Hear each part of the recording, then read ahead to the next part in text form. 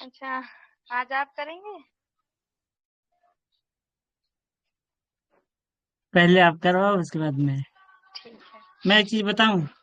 हाँ। मुझे आपकी बात ना समझ में बहुत आती है। अच्छा, हम्म। और थोड़ा आज ना एक्सप्लेन कर दूंगी, है ना, ताकि अच्छे से समझ आ जाए। है ना, आप देखते हैं प्लास्टिक पोल्यूशन, है ना। तो ये क्या होता है, प्लास्टिक प्रदूषण की स्थिति जो है ना, यूएनईपी के अनुसार जो है ना, वर्ष 2000 से लेकर के 2019 में जो है ना, वार्षिक प्लास्टिक उत्पादन बढ़कर जो है ना, 2 गुना हो गया है।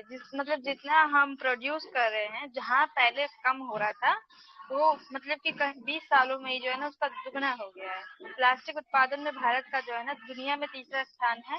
भारत जो है ना, हर साल 5.5 million ton single use plastic अपशिष्ट उत्पन्न करता है। एक होता है डबल यूज या 3 यूज करके, एक प्लास्टिक होता है ना। हम क्या करें, केवल सिंगल यूज प्लास्टिक की हम केवल बात करेंगे ना, तो वो 5.5 million ton single use plastic का जो है ना, हम डेली मतलब कि अपशिष्ट का जो है उत्पन्न करता है। उसके बाद बोल रहे हैं प्लास्टिक से जो है ना, सबसे आम प्रकार और उनका उपयोग कैसे होगा, तो उसके बारे में बताया गया है। तो हेलो। पॉलीएथिलीन। हाँ। अरे वो गाना आप ज्यादा सुनाई दे रहे हैं। अब ज्यादा सुनाई दे रहा है? ओहो। हाँ। इधर कम सुनाई दे रहा है। अरे बहुत तेज है यार। अब क्या बताऊं भैया। अच्छा, आप करवाओ तो। मैं कुछ नहीं कर सकती हूँ, आज मेरे घर पे ये है ना, तो अभी चलेगा ये 3-4 बजे तक। अच्छा, हाँ। ठीक है फिर करवाओ करवाओ। थोड़ा थोड़ा आई आदत आने दो कई बार। थोड़ा सा बस मैनेज कर लो, आज आज ठीक है जल्दी ठीक। कर, है ना। तो प्लास्टिक के सबसे जो है ना आम प्रकार और उनका जो है ना उपयोग देख लेते हैं कि किस प्रकार से जो है ना हम कर सकते हैं। जो पॉलीथीन और जो है ना टेरी फैसिलिट जो है ना, जो है ना पेय पदार्थों की बोतलें, जो पॉलीथीन वगैरह जो होती हैं और पेय पदार्थ जिसमें हम कोल्ड ड्रिंक वगैरह पीते हैं या पानी वगैरह पीते हैं, उस सब की जो बोतलें होती हैं वो भी उसका उपयोग करते हैं। उच्च घनत्व वाली पॉलीथीन जो है ना, डिटर्जेंट की जो बोतलें होती हैं या विजिलेंट की जो बोतलें होती हैं वगैरह वगैरह, जो बोतलें होती हैं अलग अलग प्रकार की, तो उनका यूज करते हैं। पॉलीविनाइल क्लोराइड या फिर जो है ना पीवीसी या जो है ना विलाइन, है ना। तो प्लम्बिंग के जो पाइप वगैरह होते हैं, ठीक है, पीवीसी के पाइप होते हैं ना, वो हम लोग यूज करते हैं। कम घनत्व वाली जो है ना पॉलीथीन जैसे होती है, बबल रैप वगैरह जो होती है ना, जिसमें कम मतलब कि कम मात्रा में घनत्व होता है, हल्की सी जो होती है ना, तो बबल रैप वगैरह जो बनते हैं वो सब उनसे बनते हैं। और बोल रहा है पॉलीप्रोपाइन जो है ना, स्ट्रॉ वगैरह जो हम पीते हैं, है ना, स्ट्रॉ का यूज बहुत ज्यादा होता है। सिंगल यूज प्लास्टिक है वो भी एक तरह का, तो उसका यूज करते हैं। फिर पॉलिस्टीरीन या फिर जो है ना उत्पाद की जो पैकेजिंग वगैरह में, है ना, आजकल तो जो सामान आ रहा है वो सब जो है पॉलीथीन में ही आ रहा है ना। जितना आप कुछ भी लेने जाओ, कहीं पे भी फल फ्रूट कुछ भी लो, उसमें पैकेजिंग ही आ रहा है। तो उस प्रकार का जो पॉलीथीन मतलब कि पैकेजिंग के लिए हम यूज कर रहे हैं। उसके बाद बोल रहे हैं प्लास्टिक में इस्तेमाल होने वाले रसायन और मानव पर उनका क्या प्रभाव पड़ता है, ठीक है। तो तरल और वाष्प रूप में जो है ना विनाइल क्लोराइड मोनोमर लीवर और मस्तिष्क कैंसर का जो है ना जोखिम बढ़ाता है। जैसे कोई जानवर वगैरह जैसे प्लास्टिक खा लेता है ना, आप कभी देखना उसका जो पाचन शक्ति होती है वो खत्म हो जाती है ना, वो बीमार पड़ने लगता है एकदम से, है ना, उसकी मतलब तबीयत खराब हो जाती है। तो वो क्या करेगा, किसी भी जो है ना कोई भी अगर मनुष्य उसका ज्यादा उपयोग करा है, ठीक है, अगर वो खा रहा है, ठीक है, तो उसका क्या होगा, लीवर वगैरह खराब हो जाता है, मस्तिष्क कैंसर वगैरह होने के जो है ना, ब्रेन कैंसर होने के जो है ना मतलब कि चांसेस होते हैं। फिर बेंजीन और जो है ब्यूटाइन से ल्यूकेमिया और जो है ना लिकोमिया हो सकता है। ये भी एक प्रकार की जो है ना बीमारी ही है, जो मतलब कि मनुष्य के अगर ये कांटेक्ट में आती है तो इससे हो सकता है। स्टाइरिन जो है ना न्यूरोटॉक्सिक और जो है ना ये एक जो है ना संभावित मानव जो है ना कोनी कार्सिनोजेन है। तो ये भी मतलब कि सब बताए हैं इससे कैसे मतलब कि प्रभाव पड़ेगा मानव के ऊपर। बिस्फेनॉल जो है ना ए बीपीए एक प्रकार का रसायन है जिसका उपयोग जो है ना पॉलीकार्बोनेट प्लास्टिक बनाने के लिए जो है ना किया जाता है। इसका जो है ना मेनली प्लास्टिक बनाने में यूज होता है, अगर वो भी हमारे कांटेक्ट में आ रहा है, ठीक है, अगर हम उसका मतलब उपयोग ज्यादा करेंगे, इस्तेमाल ज्यादा करेंगे, तो वो रसायन भी जो है हमको उस तरह से जो है ना प्रभावित कर सकता है। अब इसको देख लेते हैं, प्लास्टिक प्रदूषण से निपटने के लिए शुरू की गई कौन कौन सी जो है ना पहले वगैरह है। तो वैश्विक स्तर पर जो है ना संयुक्त राष्ट्र सतत विकास सम्मेलन है ना, जो मतलब कि Rio+20 हुआ था, उसमें ये सब जो है ना बातें बताई गई थी। उसकी बैठक हुई थी 2012 में, global partnership on plastic pollution and marine litre launch किया गया था। तो उसमें बताया गया था कि किस तरीके से हम ग्लोबली जो है ना प्लास्टिक का जो प्रदूषण बढ़ते जा रहा है ना, उसको कैसे हम कम करेंगे, उसको कैसे हम जो है ना खत्म करने की जो है ना प्रयास करेंगे। उसके बाद बोला अंतर्राष्ट्रीय समुद्र संगठन में जो है ना 1973 में जो है जहाजों से प्रदूषण की रोकथाम के लिए जो है ना अंतर्राष्ट्रीय कन्वेंशन को अपनाया गया था, मार्पोल को जो है ना अपनाया गया था। ये देखो जो अंतर्राष्ट्रीय मतलब कि जैसे समुद्र वगैरह है, तो उसमें जैसे प्लास्टिक जा रहा है ना, तो वो जो वहाँ के जो जैव विविधता उनको तो प्रभावित कर ही रहा है, साथ में जो जहाज वगैरह होते हैं ना, वहाँ उनको चलाने में भी जो है ना रोकथाम मतलब कि एक तरीके से रोक आ जाता है ना, अवरोध उनके सामने आ जाता है। तो उसको निपटने के लिए जो है ना मार्पोल करके जो है 1973 में एक संगठन बनाया गया था। एक बना है बेसल कन्वेंशन, प्लास्टिक कचरे सहित खतरनाक अपशिष्ट की आवाजाही और निपटान की विनियमित करना। बेसल की कल भी हमने बात की थी, जब बैटरी अपशिष्ट की बात कर रहे थे या ई अपशिष्ट की बात कर रहे थे ना, तो बेसल जो है ना हाँ हाँ। प्लास्टिक कचरे को भी जो है ना इंक्लूड करता है, मतलब जो प्लास्टिक से जो कचरा हो रहा है ना, उसको निपटने के लिए भी जो है ना ये कार्य करता है। उसके बाद बोल रहा है काउंटर मेजर जो है दो परियोजना, ये क्या है ना, तो यूएनईपी प्लास्टिक पहल क्या क्या है। तो संयुक्त राष्ट्र पर्यावरण सभा जो है ना यूएनईए ने जो है ना एंड प्लास्टिक पोल्यूशन नाम से जो है ना एक संकल्प जो है ना बनाया है, ये अपनाया है।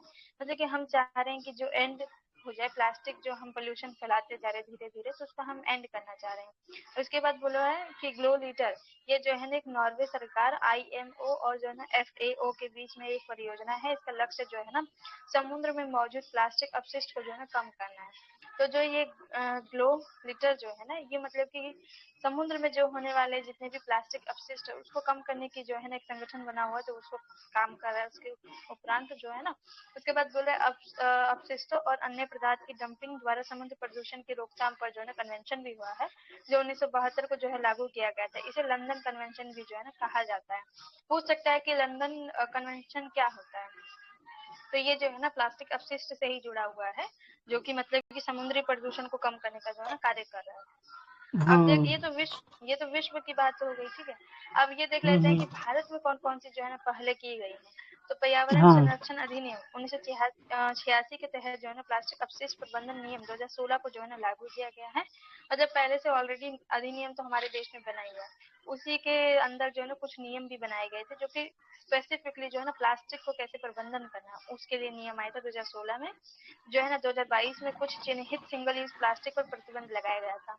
आपको पता होगा कि लॉकडाउन से पहले 2022 में भी मुझे लग रहा है कि 21 में भी ये सब जो है ना सिंगल यूज प्लास्टिक को जो है ना बैन कर दिया गया था कि आप यूज नहीं कर सकते प्लस, लेकिन है इसका ना। प्रतिबंध लगा है, लेकिन ना इस पर कोई इफेक्ट नहीं पड़ रहा है।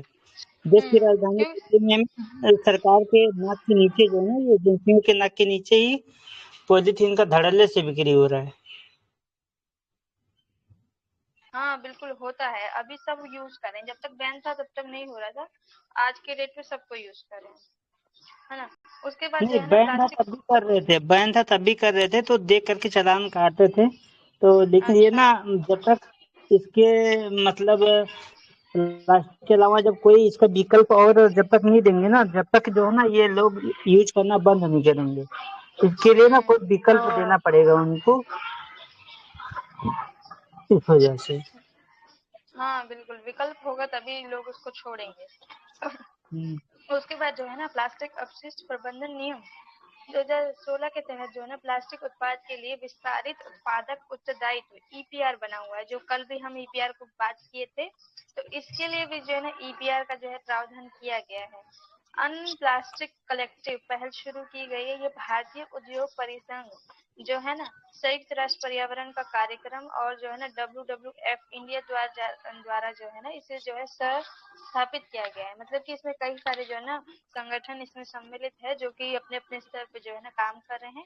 खादी और जो है ना ग्रामोद्योग जो है ना आयोग बना हुआ है, जो उसने जो है ना project replan reducing plastic from nature, इस तरीके की जो है ना एक पहल की शुरुआत की गई है कि हम जो चाहते हैं हम प्लास्टिक है जो उसको नेचर से जो है ना रिड्यूस करें, जो हम एक पर्यावरण पे जो हम दबाव बने जा रहे हैं ना उसको कम करना है।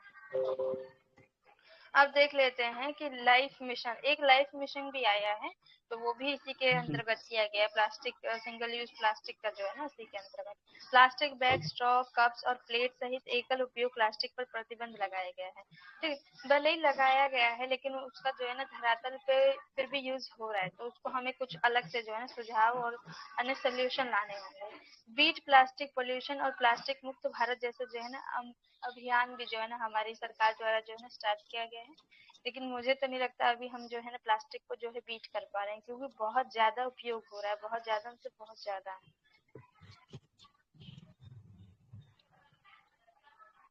है ना। आप जो है ना माइक्रो प्लास्टिक देख लेते हैं। माइक्रो प्लास्टिक की अगर मैं बात करूँ ना, तो एक अध्ययन में जो है ना मनुष्य और कुत्तों के वृक्ष कोश यानी टेक्टिकल्स में जो है ना माइक्रो प्लास्टिक्स की जो है ना मौजूदगी का जो है ना पता चला था। अभी बीच में ना मुझे लग रहा है पिछले साल एक डॉक्टर थे, उन्होंने भी बताया था कि जब हम गरम खाना जो है किसी टिफिन में या गरम गरम खाना जैसे कहीं रेस्टोरेंट में जाते हैं, कुछ भी पैकिंग करवा के जो लाते हैं, उसके जो माइक्रो पार्टिकल्स होते हैं प्लास्टिक के, वो हमारे पेट में पाए गए हैं। और उन्होंने उस डॉक्टर जो थे उन्होंने पूरा अच्छे से दिखाया भी था किस तरीके से देखो प्लास्टिक हमारे पेट में जो है ना मौजूद है। तो ये एक बड़ी समस्या बनती आ रहा है ना। माइक्रो प्लास्टिक के बारे में देख लेते हैं कि ये होता क्या है। तो माइक्रो प्लास्टिक जो होता है ना 5 मिलीमीटर से कम लंबाई के जो होते हैं ना छोटे प्लास्टिक के टुकड़े होते हैं, बहुत छोटी मतलब मात्रा में होते हैं। ये मनुष्य सहित जो है ना सभी जीवों के लिए जो है ना हानिकारक होते हैं। आज की डेट में आप दिल्ली में, उत्तर प्रदेश में, हरियाणा में, राजस्थान में जितनी गाय होंगी ना, आप वहां पर जो है ना माइक्रो प्लास्टिक की तो हर किसी गाय के उसमें आपको पेट में मिल जाएगा, क्योंकि वो इतना मतलब हाँ, प्लास्टिक कंज्यूम कर रही है, इतना ज्यादा, बहुत ज्यादा। और जो है ना फिर बहुत माइक्रो प्लास्टिक के जो है ना निम्नलिखित 2 श्रेणियां भी बनाई गई हैं। तो एक जो है ना प्राइमरी माइक्रो प्लास्टिक है, दूसरी सेकेंडरी माइक्रो प्लास्टिक है। तो ये व्यापारिक उपयोग के लिए जो है ना डिजाइन किए गए छोटे प्लास्टिक कण होते हैं।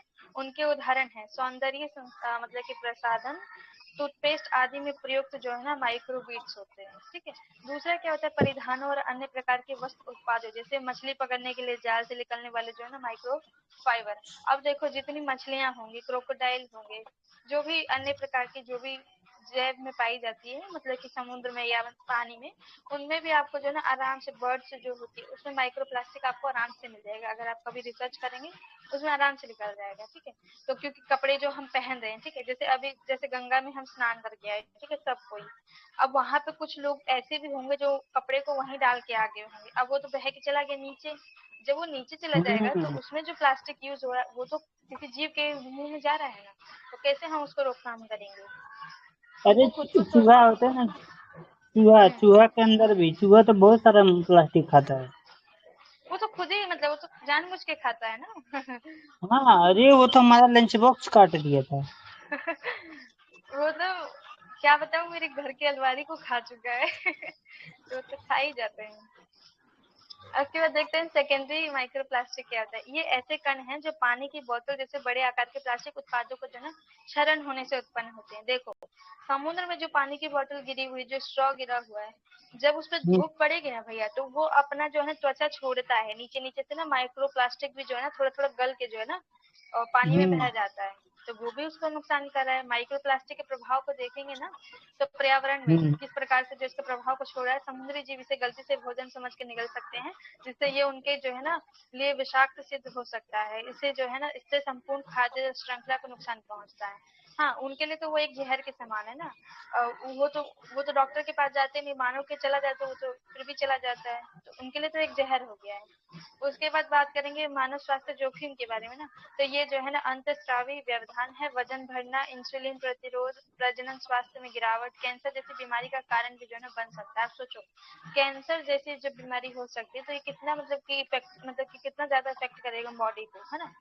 तो वो माइक्रो प्लास्टिक जो है अपनी फैल जाएंगे पूरी बॉडी में एक तरीके से। इससे पहले माइक्रो प्लास्टिकम जो है ना मानव रक्त, फेफड़े, स्तन के दूध और जो है ना प्लेसेंटा में भी पाएगा। सोचो जो माँ दूध पिला रही है, सोचो वहां तक भी ये प्लेसेंटा के वहां तक भी ये पहुंच गया है, ठीक है, फेफड़े में पहुंच रहा है, ब्लड में पहुंच रहा है, ब्लड तो पूरे बॉडी में जा रहा है ना, हार्ट में चला हाँ जाएगा, कहीं पे भी जा सकता है। सोचो कितना नुकसान देगा।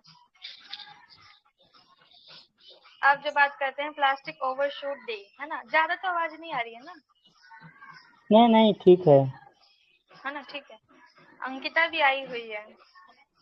अच्छा अंकिता आ गई हैं। अंकिता तो आने वाली नहीं थी, मैं वही डर रहा था कि अंकिता कब आएंगी। हेलो अंकिता।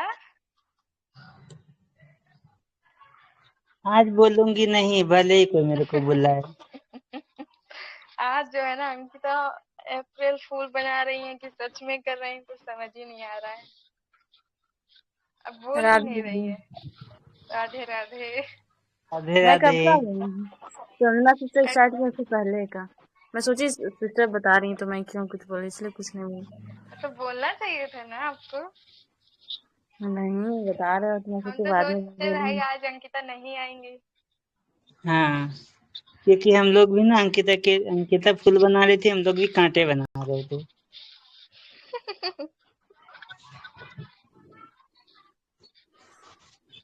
अरे सच में क्योंकि जाती है कांटे क्या अंकिता? क्योंकि हाँ जो कांटे हैं ना वो फूल की रक्षा करते हैं, सही नहीं बात। तो और कोई फूल का फूल तोड़ कांटे ले एक दूसरे जाएगा। के बिना नहीं रह सकते, तो मैं कहाँ जाऊंगी, कहीं नहीं जा रही, बस मैं फूल बना रही थी। देखो। मैं सोची थोड़ा सा फूल बना के देखती हूँ क्या आप लोगों का रिएक्शन रहता है। अरे हम लोग समझ गए थे। मैं तो कुछ बोला ही नहीं, मैं तो अभी वही वो इमोजी भेज दिया बस। मेरे को बोलना मेरे को नहीं पता चाहिए अभी था ना, मैं बोल देती हाँ मैं सच में जा रही हूँ, आज भर आ गई। नहीं, मेरे को पता था अंकिता जाएंगी तो है नहीं। हम्म। नहीं ऐसे कैसे क्योंकि जा सकती है, ऐसे हम जाने ही नहीं देंगे। क्योंकि इनका अरे कमिटमेंट है ना, हम जो है ना कमिटमेंट है। दिल्ली और फरीदाबाद से इनको पकड़ लेंगे यहीं से ही। जाएंगी कहाँ, जाने मैं का तो ऑप्शन नहीं है, कहाँ जाएगा इंसान आ। थोड़ा बहुत जाओगी पॉलिटी तो पढ़ के ना वो बन गए हैं, मैं बताऊं, वकील बन गए ना, संजना तो हम संजना इनको ये यहाँ से ना कहीं भी नहीं जा सकती। इनको हर हाल में दिल्ली तो आना ही होगा अगर यूपीएससी निकला तो। बिल्कुल ऐसे हम जाने नहीं देंगे। वो गाना है ना, जाने नहीं देंगे तुझे। हम्म,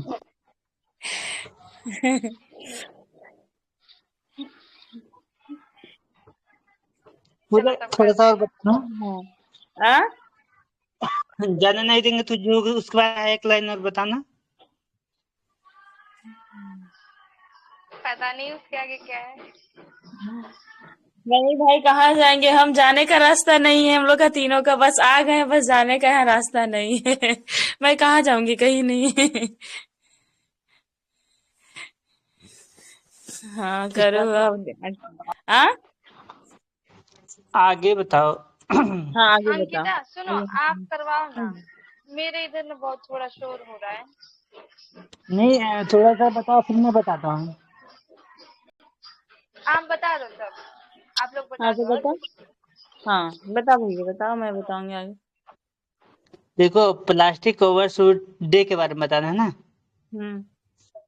तो वो सुर्खियों में क्यों था। तो अर्थ एक्शन ने, अरे यार क्या था, गले में क्या हो गया मेरे। अर्थ एक्शन ने प्लास्टिक ओवर शूट डे ना 2024 शीर्षक से ये रिपोर्ट जारी हुई थी ना, ये पृथ्वी के बारे में। तो इसमें बताया गया है कि प्लास्टिक ओवरशूट दिवस के बारे में, जिसमें कहा गया है कि उस तिथि को प्लास्टिक ओवरशूट दिवस के रूप में चिन्हित किया जाता है ना, जिस दिन प्लास्टिक अपशिष्ट की मात्रा उन्हें प्रतिबंधित करने की विश्व की क्षमता से कहीं अधिक है ना हो जाती है, जिससे पर्यावरण प्रदूषित हो जाती है। जो प्लास्टिक अपशिष्ट होते हैं ना वो बहुत ही घातक होते हैं वायुमंडल के लिए, पर्यावरण के वायुमंडल के लिए, और जो जीव जंतु हैं उनके लिए, प्लस जो मानव प्रजाति हैं उनके लिए भी है ना। तो ये उसीलिए लाया गया था ना। यह किसी देश के जो है प्रबंधित अपशिष्ट सूचकांक के आधार पर निर्धारित किया जाता है। मतलब किसी देश का जो प्रबंधित अपशिष्ट सूचकांक होता है ना, तो उसके बारे में जो है वेस्ट इंडेक्स होता है ना। और इसमें बताया कि MWI है ना, मिसमैनेज्ड है ना, मिसमैनेज वेस्ट इंडेक्स में बताया गया है कि जो अपशिष्ट प्रबंधन क्षमता और जो प्लास्टिक खपत के बीच का अंतर है, प्लास्टिक क्षमता और प्लास्टिक जो खपत के बीच का अंतर है ना, उसके बारे में। और भारत का जो MWI बहुत अधिक जो है ना 68.62% है। और उसके बाद देखेंगे पारा प्रदूषण में क्या है, सुर्खियों में क्यों था, तो इसमें कहा है कि UNEP ने जो है ना स्वास्थ्य देखभाल परियोजना में पारा आधारित मापन यंत्रों को चरणबद्ध तरीके से समाप्त करने हेतु $134 मिलियन की लागत वाली पहल शुरू की है ना। इसमें बताया गया परियोजना के बारे में। अब ये परियोजना है क्या है ना, उद्देश्य में बताया गया है कि पारा आधारित जो थर्मामीटर और जो सिग्मोमैनोमीटर है ना के उपयोग को प्रति वर्ष 20% की दर से कम करना और पारे के रिसाव को कम करना। ये ना उसको क्या नाम है, जो थर्मामीटर जो सिग्मोमैनोमीटर होता है ना, उसके उपयोग से ना ये पता चलता है कि मतलब कितना प्रतिवर्ष जो है ना कितना % दर से ये कम हो रहा है, इसका रिसाव कितना हो रहा है, कम हो रहा है, कितना हो रहा है ना, उसके बारे में। तो जो पारा चिकित्सक अपशिष्ट के जो प्रबंधन है ना, उसमें सुधार करना है इसका उद्देश्य। जो पारायुक्त जो चिकित्सक अपशिष्ट है ना कि उसमें जो है प्रबंधन करना, ताकि उसमें सुधार हो सके और सटीक, किफायती व सुरक्षित ना पारा मुक्त विकल्प अपनाने को प्रोत्साहित करना। मतलब जो सटीक हो, किफायती हो, मतलब कम खर्चे में अच्छे तरीके से सुरक्षित तरीके से हो जाए, वही विकल्प अपनाने के लिए बोल रहा है ना, वही उद्देश्य है इसका। अब बोल रहा है जो इसके सदस्य देश है उसमें अल्बानिया है, बुर्किना फासो है, भारत है, मोंटेनेग्रो है और युगांडा है ना। और इसका वित्त पोषण जो होगा वो वैश्विक पर्यावरण सुविधा द्वारा वित्त पोषित किया जाएगा है ना, GEF के द्वारा। इसका क्रियान्वयन जो होगा विश्व स्वास्थ्य संगठन WHO इस परियोजना का क्रियान्वयन करेगा है ना। अब इसमें पारे के मर्क्यूरी के बारे में है ना, इसमें बताया गया पारा प्राकृतिक रूप से पाया जाने वाला एक तत्व है ना। यह वायु, जल और मृदा में पाया जाता है और यह एक धातु है, एकमात्र धातु है जो सामान्य ताप रूम टेम्परेचर मतलब पर तरल अवस्था में पाई जाती है। उसके बाद कहा है कि यह जो है ना एक अस्थायी जैव संचयी का विषाक्त प्रदूषक है। मतलब ये जो है ना जैव संचयी में होता है और ये जो है ना विषाक्त प्रदूषक है। ये मतलब विष को ना जैसे विष की तरह उसको मतलब प्रदूषित करता है, विषाक्त है। मतलब जैसे कि सांप वगैरह होता है ना, विषाक्त होता है, किसी को काट ले मर जाए, तो उसी टाइप में भी होता है। सभी मनुष्य किसी न किसी तरीके से अत्यल्प मात्रा में पारे का अंतर्ग्रहण कर लेते हैं। जो सभी मनुष्य उसके बारे में बताया गया ना, ये कि किसी न किसी तरीके से इसको जो है ये लोग ना ग्रहण कर ही लेते हैं उसको। और कई देशों के अंतर्राष्ट्रीय संगठनों ने दैनिक या साप्ताहिक मिथाइल मरकरी के इनटेक के लिए सुरक्षित स्तर स्थापित किए हैं। इन स्तरों को सुरक्षित या स्वास्थ्य के लिए बड़े जोखिम से रहित माना है ना। अब स्रोत इसका जो है उसके बारे में बताया गया है। ये स्रोत जो है ना सोने की खदानें से, कोयला आधारित जो ताप विद्युत संयंत्र है ज्वालामुखी, उदार आदि से जो है ना ये ऐसा होता है। प्रभाव हम देखेंगे इससे क्या प्रभाव पड़ता है। तो यह जो है तंत्रिका तंत्र, पाचन तंत्र और थायराइड, लीवर, फेफड़े, किडनी, प्रतिरक्षा प्रणाली, आंखें, मसूड़ों और त्वचा पर ना विषाक्त प्रभाव डाल सकता है। इसकी बिनमाता रोग तंत्रिका संबंधी जो है कार्निक बीमारी है ना, यह रोग मिथाइल मरकरी के कारण होता है, जो विविध औद्योगिक उपयोगों वाली भारी धातु है ना। अच्छा, अंकिता गई क्या? अब उसके बाद दूसरा इसमें प्रभाव बताया गया कि पर्यावरण से मुक्त किए जाने पर यह पानी में जमा तलछट में निक्षेपित हो जाता है। इस तलछट के विषाक्त मिथाइल मरकरी में परिवर्तित हो जाता है ना, और खाद्य श्रृंखला में प्रवेश कर जाता है। जो पर्यावरण से जो मुक्त किए जाने पर ये क्या होता है कि ना, या पानी में जमा जो तलछट होता है उसके निक्षेपित हो जाता है। जैसे प्लास्टिक के बारे में आपने बताया था, उसी टाइप में ये भी होता है। और तलछट में ना विषाक्त मिथाइल मरकरी में परिवर्तित हो जाता है और खाद्य श्रृंखला में प्रवेश कर जाता है। धीरे धीरे खाद्य श्रृंखला जो होती है उसमें प्रवेश कर जाता है। और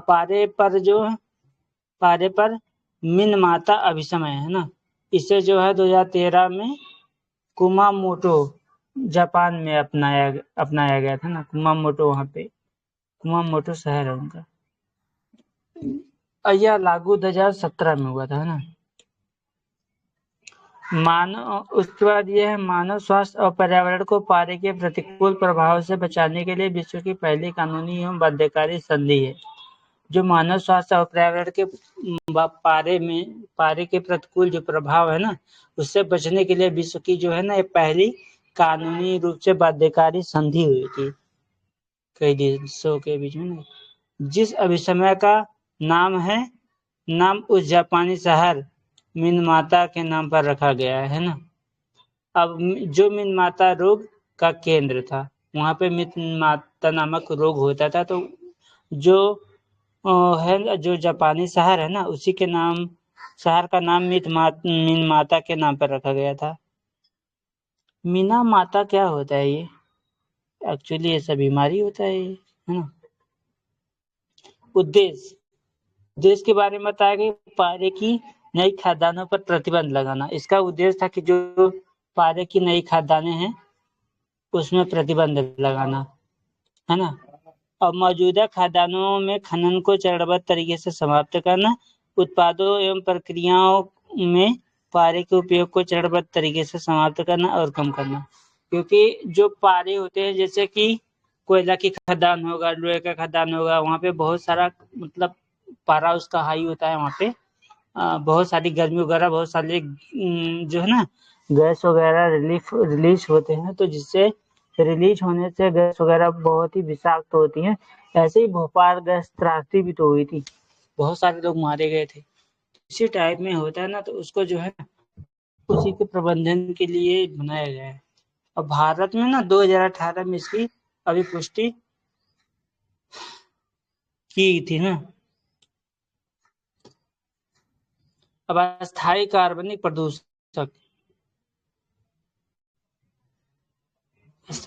प्रदूषक में बताया गया है कि सुर्खियों में क्या था। तो संयुक्त राष्ट्र पर्यावरण कार्यक्रम UNEP के नेतृत्व दीर्घ अस्थायी कार्बनिक प्रदूषक पर एक व्यापक वैश्विक अध्ययन जारी किया गया था। इस अध्ययन का जो है वित्तपोषण वैश्विक पर्यावरण सुविधा GEF ने किया था ना, वैश्विक पर्यावरण सुविधा।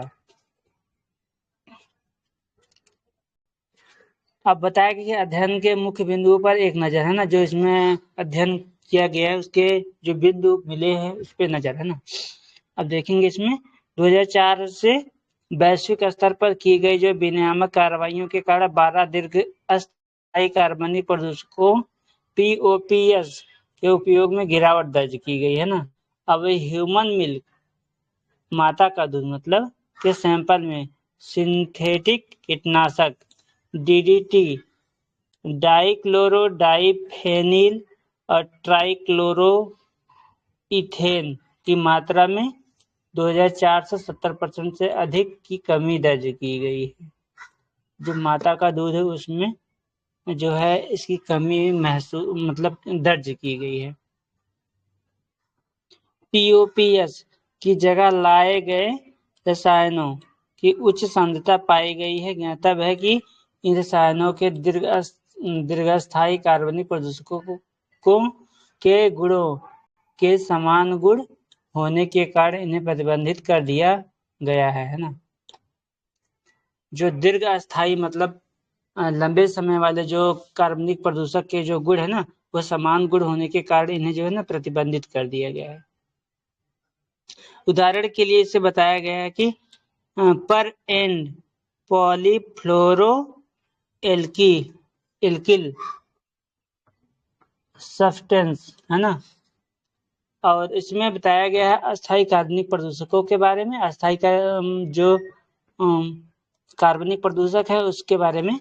तो अस्थायी कार्बनिक प्रदूषक जो है ना, पीओपी कार्बनिक युक्त जो है रासायनिक पदार्थ है ये है ना, जो पर्यावरण में लंबे समय तक बने रहते हैं। इनके कारण जो है ना कीटनाशक, औद्योगिक और रसायन औद्योगिक प्रक्रियाओं के अवांछित उत्पाद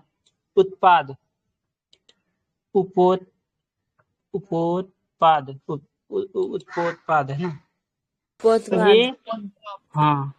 ये फोटोलिटिक जैविक और रासायनिक क्षरण का प्रतिरोध करते हैं। ये फोटोलिटिक और रासायनिक क्षरण होते हैं ना, उसका प्रतिरोध करते हैं। इनके उदाहरण जैसे हैं ड्राई लेट्रिन, एंड्रीट्रिन है ना, हेक्टाक्लोरो आदि। अब मुख्य भौतिक और रासायनिक गुण जो होते हैं इसके उसके बारे में बताया गया कि ये हैलोजन युक्त होते हैं है ना। हैलोजन युक्त होते हैं, पानी में कम घुलनशील होते हैं। ये लिपिड वसा में घुलनशील, लिपिड वसा और तेल होता है उसमें घुलनशील है ना। और इनका जो है ना गुण सजीव प्राणियों में इनके जैव संचय को बढ़ावा देता है। यानी जो है ना इस शरीर में रसायन संचित होते रहते हैं। जो शरीर में जो है ना ये रसायन संचित करते रहते हैं। ये अर्धवाष्पशील प्रकृति के होते हैं। यह गुण इन्हें वायुमंडल में लंबी दूरी तक परिवहन में सक्षम बनाता है। फिर ये वायुमंडल में संचित होते हैं। उसके बाद पीओपीएस के दुष्प्रभाव देखेंगे है ना। इसमें बताया गया इसका जो दुष्प्रभाव है, ये जो है ना रसायन कैंसर, लीवर को नुकसान और प्रजनन क्षमता में कमी आदि का कारण बनते हैं। क्योंकि अभी ये ज्यादा देखा जाता है लोगों का, क्योंकि खाना नहीं पच रहा है, थोड़ा सा खा लेगा तो दिक्कत हो जाता है। कैंसर का भी मात्रा बहुत ज्यादा बढ़ा है। सबसे ज्यादा औरतों में ब्रेस्ट कैंसर हो रहा है इस टाइम में। प्रजनन क्षमता में भी बहुत कमी आई है इस समय है ना। अब एक अंतःस्रावी प्रक्रिया को बाधित कर देती है। जो अंतःस्रावी प्रक्रिया है ना उसको ये बाधित कर देती है। इसके कारण जो है ना अस्थमा और जो है थायराइड रोग होता है। क्योंकि आजकल जो है अस्थमा और थायराइड के जो मतलब रोगी है ना वो ज्यादा मिलेंगे, उनका जोखिम भी बढ़ जाता है। क्योंकि अभी बहुत ज्यादा लगभग बता रहे थे ना 100 में से लगभग 80 लोग जो है ना अभी थायराइड और ना अस्थमा के रोग से सांस लेने में उनको प्रॉब्लम होती है, ऐसे लोग से वो प्रभावित हैं। इसमें बहुत सारे यंग लोग भी हैं। अब स्टॉकहोम कन्वेंशन के बारे में, यह जो है पीओपीएस पर ना एक अंतरराष्ट्रीय कानूनी रूप से बाध्यकारी समझौता है। इसे 2001 में अपनाया गया था और यह जो है ना 2004 में लागू हुआ। भारत ने जो है 2006 में स्टॉकहोम कन्वेंशन की अभिपुष्टि की थी और केंद्रीय पर्यावरण, वन और जलवायु परिवर्तन मंत्रालय ने पर्यावरण संरक्षण अधिनियम 1986 के प्रावधानों के तहत दीर्घस्थायी कार्बनिक प्रदूषकों पर नियमावली 2018 का विनियमन अधिसूचित किया था है ना। केंद्रीय पर्यावरण और वन जलवायु परिवर्तन मंत्रालय है ना। अब उसके बाद वैश्विक पर्यावरण सुविधा के बारे में बताया गया है। इस कन्वेंशन के लिए नामित अंतरिम वित्तीय तंत्र है ना। अब सुर्खियों में रहे प्रदूषक। अब देखेंगे ना प्रदूषक के बारे में। तो ये है ना DCPA या डेकथल इसको बोलेंगे। संयुक्त राज्य अमेरिका की जो है पर्यावरण संरक्षण एजेंसी है ये EPA ने जो है ना खरपतवार नाशी कीटनाशक थाईमेथिल क्लोरोटेरेपेथेलेट पर प्रतिबंध लगा दिया। इस कीटनाशक को जो है ना DCPA या डेक्थल कहते हैं के नाम से जानते हैं इसको। DCPA डेक्थल के बारे में देख लेते है क्या।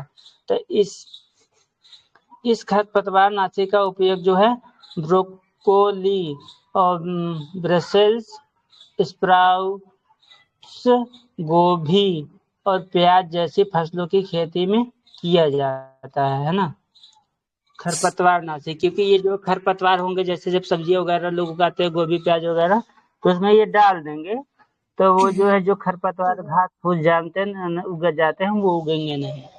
और उसके बाद इसके संपर्क में आने वाले भ्रूण से अल्प वजनी कम मस्तिष्क विकास वाले और IQ वाले बच्चे के जन्म की संभावना रहती है। ऐसे बच्चे बाद में मोटर स्किल्स में कमी की समस्या से पीड़ित हो सकते हैं। कह रहा है इसके जो है प्रभाव से जो अल्पवजनी बच्चे पैदा होंगे या तो कम मस्तिष्क उनका दिमाग कम रहेगा, दिमाग का विकास बहुत कम रहेगा, उनका IQ लेवल जो सोचने की क्षमता है ना वो भी बहुत ही कम हो जाएगा जन्म से ही।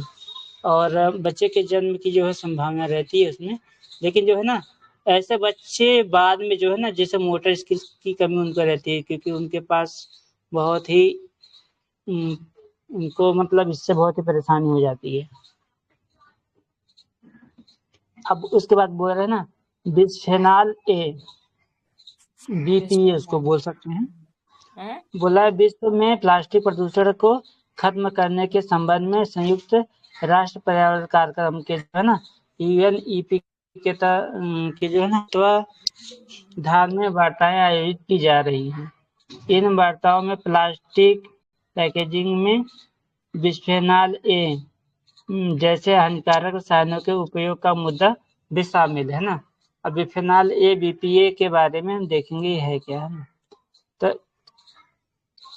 इस रसायन का जो मुख्य रूप से ना पॉलीकार्बोनेट प्लास्टिक और एपॉक्सी रीजन के उत्पाद में ना उपयोग किया जाता है। पॉलीकार्बोनेट प्लास्टिक का उपयोग अक्सर उन कंटेनरों में किया जाता है जो खाद्य और पेय पदार्थों को ना संग्रहित करते हैं। जो पॉलीकार्बोनेट और प्लास्टिक का उपयोग किया जाता है ना अक्सर उन कंटेनर में जैसे जो खाद्य पेय पदार्थ को संग्रहित करते हैं।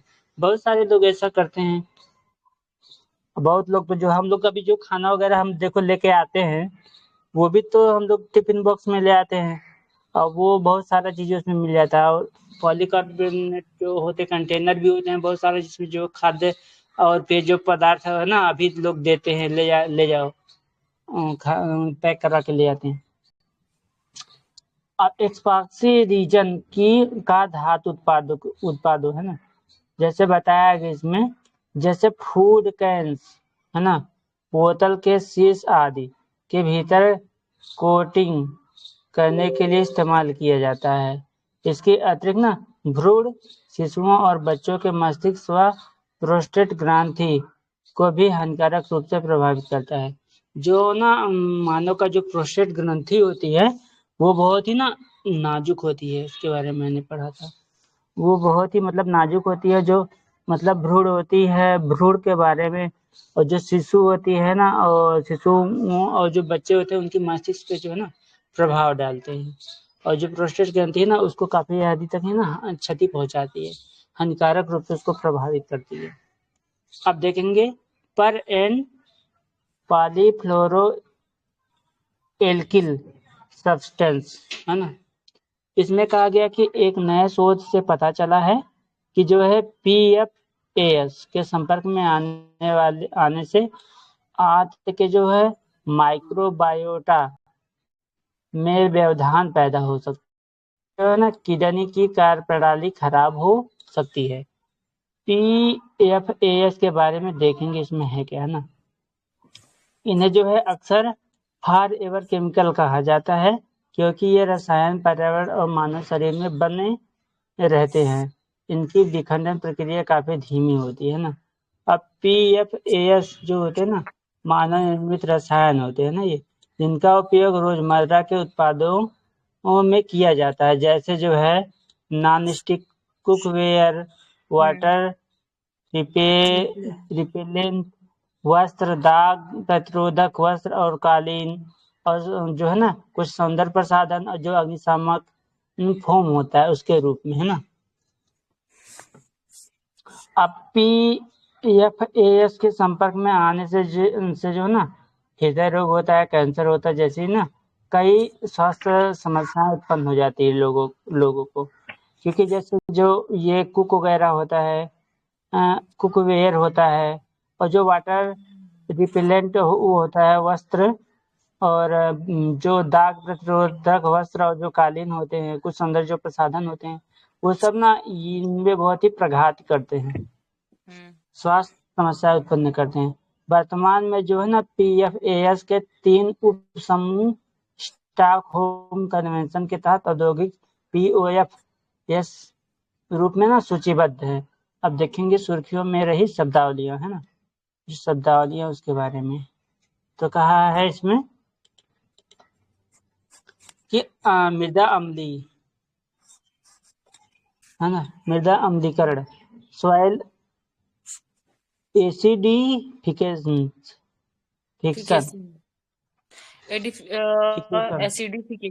एसिडिफिकेशन, है ना।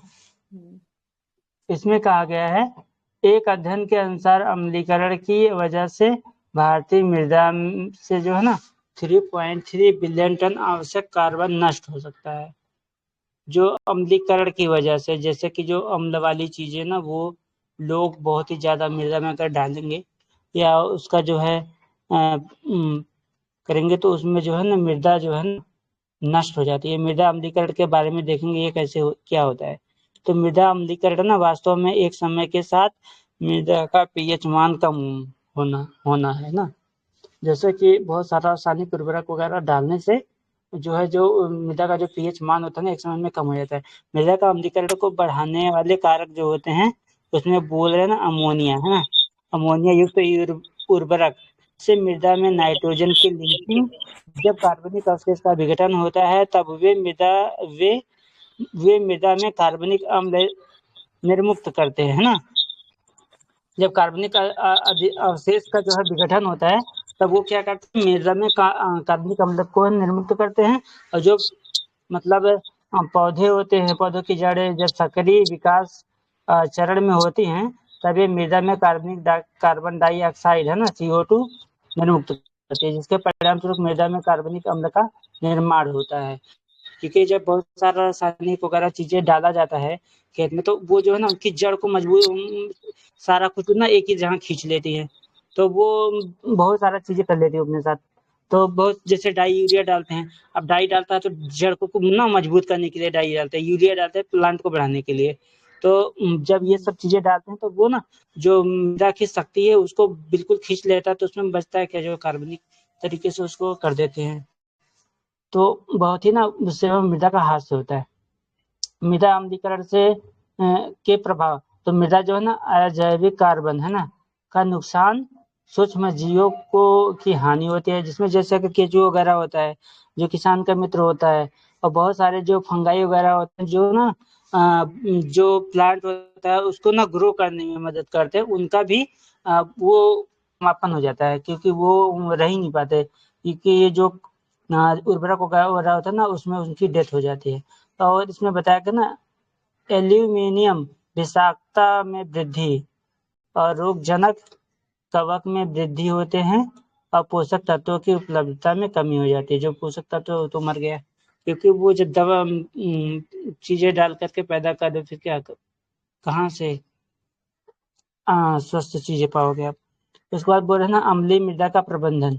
अम्लीय मृदा का प्रबंधन में बताया गया क्या है लाइमिंग।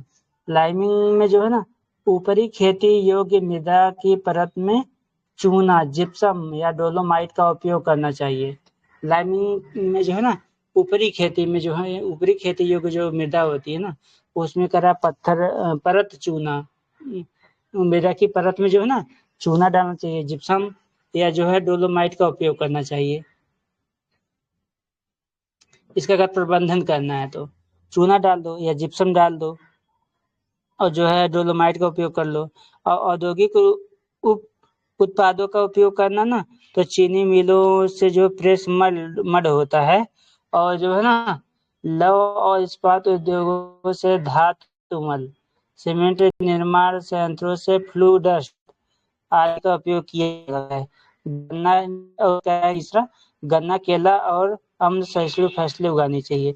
जानती है सिस्टर, जैसे जब हम मेरे यहाँ है ना, जैसे मेरे यहाँ जो है ना कुछ लोगों के यहाँ जैसे कि ये गन्ने का जो है ना वो गुड़ बनाते हैं ना, भेली, ऐसा गोला गोला सा होता है, वो जो है ना बनाते तो उसका जो महिया निकलता है ना, महिया उसका माड़ निकलता है ना बाद में, उस टाइप में जो वेस्ट होता है वो निकलता है, तो उसको ना खेतों में डाल देते हैं वो लोग, डाई यूरिया नहीं डालते, और धान गेहूं इतना अच्छा पैदा होता है क्या बताऊं। और ना ये, हाँ, और जो मतलब धान वगैरह जब मतलब कुटाई होती है ना राइस मिल पे, तो वहां पे ना जो धान की जो भूसी होती है ना, उससे भी खेत में डाल देते हैं ना, वो मतलब ना उसके बाद हैरो कर देते हैं, मतलब जुताई कर देते हैं, तो उसमें अच्छे से मिक्स हो जाता है, पानी उसमें लगा देते हैं। कुछ दिन देर के बाद जब उसमें मतलब ना वेस्ट उसका खत्म हो जाता है, तब वो जो है ना उसमें सड़ करके ना वो बन जाता है खाद, है ना, वो भी बहुत फायदा करता है। और गन्ना, केला और मैं बताऊं कि 2-3 साल से मेरे यहाँ पे ना एक आए थे, मतलब वो था, क्या नाम है, ट्रेडर था, व्यापारी था ना, वो गन्ने वो पूरा केला लगभग 3 एकड़ में ना पूरा केला लगा रखा था। अब केला लगाने से क्या हुआ, जो उसका वेस्ट, जैसे कि केला तो बेच गया, उसका जो पेड़ है ना वहीं पे गिर गया, वो उसी में सड़ सड़ के खाद हो जाता। 3 साल मात्र वो लिया था, 3 साल के बाद वो चला गया ना, तो उसमें गेहूं बो दिया, इतना अच्छा गेहूं क्या बताऊं, इतना अच्छा गेहूं तो किसी को नहीं पैदा होता है। अच्छा। हम्म। और उसके बाद ना इसमें बता रहे हैं, आगे है लाइम के बाद ना ये बायो कवर, बायो कवर के बारे में तो कहा कि ना एक हालिया अध्ययन ने पुरानी डंप साइट्स से धीरे धीरे हो रहे मीथेन उत्सर्जन को नियंत्रित करने के लिए संधारणी अप्रोच प्रस्तुत किया है ना, इसे बायो कवर नाम दिया गया है। यह एक जो है ना माइक्रोबियल मीथेन ऑक्सीकरण प्रणाली है ना। अब बायो कवर के बारे में हम देख लेते हैं है क्या, पता नहीं समझ में आ रहा है कि नहीं, मैं ऐसे कब से बोलते जा रहा हूँ। आ रहा है भैया, नहीं आता तो मैं बीच में नहीं बोलती भैया, थोड़ा सा अच्छी बात है, मेरे को समझ आ रहा है। अच्छा, उसके बाद ना बायो कवर एक जो है ना छिद्रपूर्ण मटेरियल की जो है परत होती है, जिसे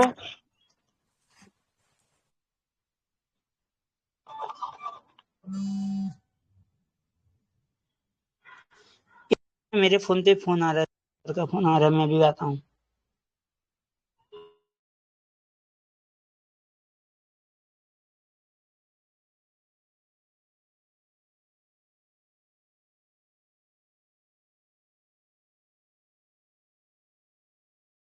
हेलो। हाँ भैया बोलो। आप जो है ना इसमें बायो कवर एक ना छिद्रपूर्ण मटेरियल की परत होती है, जिसे ना सीधे लैंडफिल के शीर्ष पर रखा जाता है। बाद में इसे जो है ना इस परत में को जो है मैच्योर कंपोस्ट का ऑक्सीकारक परत से ढक दिया जाता है। जो मतलब जो बायो कवर होता है ना, जैसे कि जब खेत होता है ना लोगों का, जब प्लाट होता है, प्लॉट प्लॉट बोलते हैं उसको, फील्ड भी बोलते हैं, और वैसे क्या बोलते हैं, फार्म, फार्म मीन्स खेत होता है ना, फार्म, है ना। हाँ पाम। हाँ, उसमें जो है क्या होता है कि ये जब जैसे जुताई वगैरह कर लेते हैं ना, तो पूरा कंपोस्ट के खाद से ना उसको पूरा पूरा उसको ना ढक देते हैं कुछ टाइम के लिए, फिर उसमें पानी लगा देते हैं, फिर उसके बाद ना उसको गुड़ाई कर, मतलब उसे ट्रैक्टर से जुताई कर देंगे, तो उसमें जो है ना पूरा कंपोस्ट एकदम मैच्योर होकर के पूरा उसमें वो हो जाता है, और ना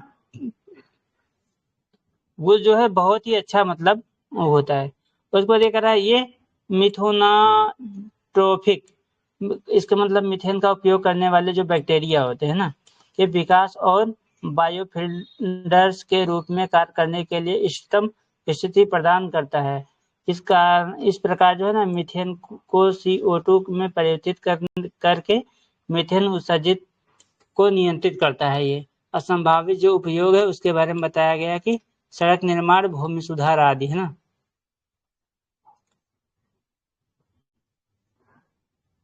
तभी से आप बता रहे हो ना। अभी ऐसा आया था बीच में कि बता रहे थे, वो क्या नाम है, नितिन गडकरी जी, कि जो ये अभी मतलब डंप का यूज करते हैं ना, जैसे कि डंप का जो यूज करते हैं सड़क बनाने में, तो वो डंप को हम हटा करके जो गन्ने का मतलब निकलता हुआ ना, गन्ने से इथेनॉल वगैरह निकलता है, उसके अलावा ना कुछ वेस्ट निकलता है जो मतलब ना चिपचिपा सा पदार्थ होता है, जिसको ना हम सड़क बनाने में करेंगे। शायद ये हम लोग पढ़े भी थे क्या, हमको लग रहा है हम पढ़े भी हैं, समझे ना। याद आ रहा है कुछ?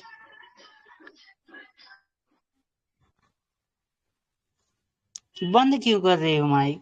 इतना अच्छा आवाज आता है। इतना तेज आवाज आ रहा है ना भैया, मुझे कम ही सुनाई दे पा रहा है। अच्छा, आप ग्रासहॉपर इफेक्ट के बारे में बताया गया है ना। हेलो, हम बता रहे हैं बस, जब हो जाएगा, थक गए होंगे आप, नहीं तो बोलिएगा नहीं कि थका नहीं हूँ, मैं बता रहा हूँ। इसमें ग्रासहॉपर जो इफेक्ट है उसमें बताया है ना, हम आर्कटिक बता का देते हैं, आप सुन जाइए। संकट है ना, जिसमें बताया गया है पेट्रो रसायन उद्योग से स्वास्थ्य, मानवाधिकार और देशज भूमि को ना विषाक्त खतरा है। उसके रिपोर्ट में जो ना ग्रासहॉपर इफेक्ट के बारे में बताया गया है, चर्चा किया गया है। क्योंकि ना बहुत मतलब हर वर्ष लगभग उधर ना, जैसे पाकिस्तान वगैरह से बहुत सारे ग्रासहॉपर आ जाते थे, कीड़े आ जाते थे, जो यहाँ की फसलों को ना बर्बाद कर देते थे। पंजाब वगैरह में भी, उसके बाद उत्तर भारत में भी वो आते थे। यह रिपोर्ट मतलब ना Alaska community action on toxins और इंटरनेशनल पॉल्यूटेंट्स एलिमिनेशन नेटवर्क ने जारी किया था ना। तो इसमें बताया गया कि IPEN एक वैश्विक नेटवर्क है ना, इसका लक्ष्य है जो विषाक्त मुक्त भविष्य के लिए ना वैश्विक आंदोलन तैयार करना। विषाक्तता मुक्त, है ना, मतलब जो विषाक्त से युक्त है उसकी जो है ना मुक्ति करना भविष्य के लिए, ताकि वो कभी मतलब आए ना, है ना। अब उस पर ग्रासहॉपर इफेक्ट के बारे में बताया गया कि तो यह दुनिया भर से निर्मुक्त होने वाले प्लास्टिक और विषाक्त, है ना, रसायन आर्कटिक में जमा हो रहे हैं ना, आर्कटिक में जमा हो रहे हैं, जिससे जो है आर्कटिक एक हेमिस्फेरिक सिंक बनता जा रहा है। इसमें बताया गया है कि इस तरह को ग्लोबल डिलीशन, मैं शायद जो बता रहा था वो ग्रासहॉपर दूसरा है, वो ग्रासहॉपर जो टिड्डा की काम मैंने बताया है, अभी ये दूसरा ग्रासहॉपर है ना। ग्लोबल डिलीकेशन या ग्रासहॉपर इफेक्ट बताया गया इसमें, नामक एक प्रक्रिया के माध्यम से ना वायु और समुद्री धाराओं द्वारा निम्न अक्षांशों से आर्कटिक क्षेत्र में लाया जाता है। ये बता रहा है जो प्लास्टिक वगैरह जो वेस्ट वगैरह मतलब जाता है ना, वो आर्कटिक में जो है चला जाता है, आर्कटिक में जमा हो रहा है जो है ना, जिससे जो विषाक्त उसका जो प्लास्टिक वगैरह है वो उसमें जमा हो रहा है, तो जिससे ना उसमें जो है हेमिस्फेरिक सिंक बनता जा रहा है, वहां पे बहुत सारा उसका भंडार होता चला जा रहा है, बहुत बड़ा वो। तो इस वजह से ना उसके लिए इसने बनाया ये। और तो बताया गया ना विषाक्त जो है रसायन आर्कटिक के पर्यावरण और लोगों के स्वास्थ्य के लिए खतरा है। उदाहरण के लिए बताया गया कि ना पॉली एरोमेटिक हाइड्रोकार्बनिक, है ना, हाइड्रोकार्बन से कैंसर व हृदय रोग तथा जो है बिस्फेनॉल से मोटापा और कैंसर का खतरा रहता है। अब बताया गया है एकेटिक डीऑक्सीजन एवं ग्रही सीमा, है ना।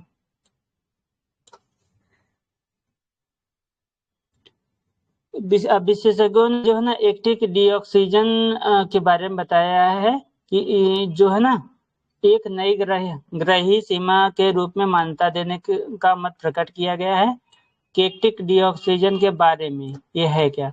तो एकेटिक डीऑक्सीजन वास्तव में ना समुद्री और तटीय जल में ऑक्सीजन की मात्रा में समग्र गिरावट है। ये जो ऑक्सीजन की मात्रा समुद्र वगैरह में ज्यादा थी ना, उसकी ऑक्सीजन की मात्रा में ना गिरावट आ रही है। तब ऐसा होता है जब ऑक्सीजन की खपत ऑक्सीजन की पुनः पूर्ति या आपूर्ति से अधिक होती है। और ऐसा तब होता है जब ऑक्सीजन लेने वाले ज़्यादा हैं लेकिन उसका उत्पादन कम हो रहा है ना, तो उसमें ऑक्सीजन में गिरावट की मात्रा दर्ज की जा रही है। अब एक्वाटिक डिऑक्सीजनेशन को ग्राही सीमा के रूप में मानने के लिए जिम्मेदार कारक, जो मतलब कारक हैं इसको कम करने के लिए, उसके बारे में बताया गया। तो इसमें जो ग्रीन हाउस गैस है और सुपोषण है ना, पारिस्थितिक तंत्र पर प्रभाव क्या है उसके बारे में बताया गया है। तो जो ग्रीन हाउस गैस है ना के कारण जो है होने वाली ग्लोबल वार्मिंग जो है ये इसका कारण है। तो बताया गया है ना कि तापमान में वृद्धि से जल में ऑक्सीजन की घुलनशीलता कम हो जाती है, तो ऑक्सीजन अच्छे से घुल नहीं पाता क्योंकि ग्रीन हाउस गैस से बहुत ज़्यादा हो गई है। इसके अलावा जो है ना समुद्र की गर्म सतह वाली परतें ऑक्सीजन को समुद्र की गहराई में जाने से रोकती हैं। जो समुद्र की गर्म सतह वाली जो परतें होती है ना वो ऑक्सीजन को गहराई में जाने से रोकती हैं, क्योंकि जब बहुत सारा गर्मी हो रहा है, बहुत सारा ग्लोबल वार्मिंग हो रहा है, बहुत ही ग्रीन हाउस गैसें बढ़ रही हैं, तो जो है जो समुद्र की परत है वो जाहिर सी बात है वो गर्म होती चली जा रही है और बढ़ भी रही है। तो जो है ना जो ऑक्सीजन है वो नीचे जा ही नहीं पा रही है, अंदर तो घुल नहीं पा रही है गहराई में ना जाने के कारण, जिससे जो है इससे जो है ना गहरे समुद्र के जल में ऑक्सीजन का स्तर कम हो जा रहा है ना। अब बताया सुपोषण में बताया कि किसी जल निकाय में मानव जनित स्रोतों से पोषक तत्वों के अत्यधिक जमाव से शैवालों का विकास है ना, शैवालों का विकास होता है जिसमें उसमें ऑक्सीजन की खपत बढ़ जाती है। कह रहा कि जैसे कि जो किसी जल निकाय में जो मानव जनित स्रोत है उनसे जो है ना पोषक तत्वों के अत्यधिक जमाव से जो है ना जो शैवाल का विकास होता है उसमें जो है ना ऑक्सीजन की जो है खपत बढ़ जाती है, क्योंकि वो ऑक्सीजन की जो है खपत करते हैं। अब उसे बताया गया पारिस्थितिक तंत्र पर प्रभाव क्या होगा। तो समुद्र में जो है ना डेड जोन्स की संख्या में बढ़ोतरी हो सकती है। जैसे डेड जोन्स मतलब जो मतलब कोई काम का नहीं हो, ऐसा मतलब एरिया और बढ़ सकता है। और महासागरीय हाइपोक्सिया प्रभाव भी उत्पन्न हो सकता है। महासागरीय हाइपोक्सिया प्रभाव जो है उत्पन्न हो सकता है। पर्यावरण संपीड़न है ना, हैबिटेट कंप्रेशन